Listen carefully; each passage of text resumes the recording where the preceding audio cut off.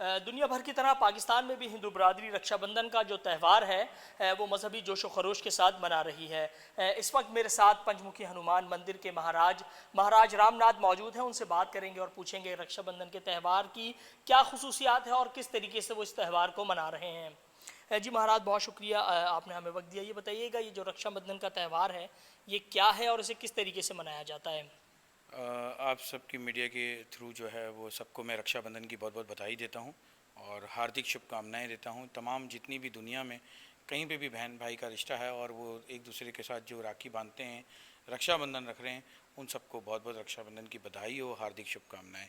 रक्षाबंधन जो है एक बहन और भाई का जो है एक अतुलित दर्शन का कार्य में एक रिश्ता, ऐसा रिश्ता है कि कभी भी ये रिश्ता ख़त्म नहीं हो सकता।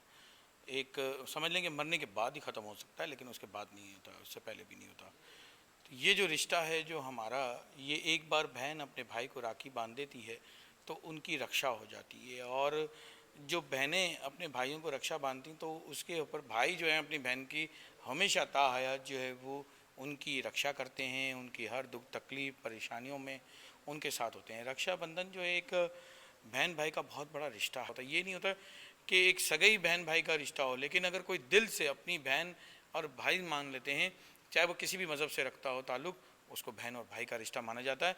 सभी सनातन धर्म के जो लोग हैं वो 11 अगस्त के दिन जो है वो रात 8 बजे से 9 बजे तक बांध रहे हैं।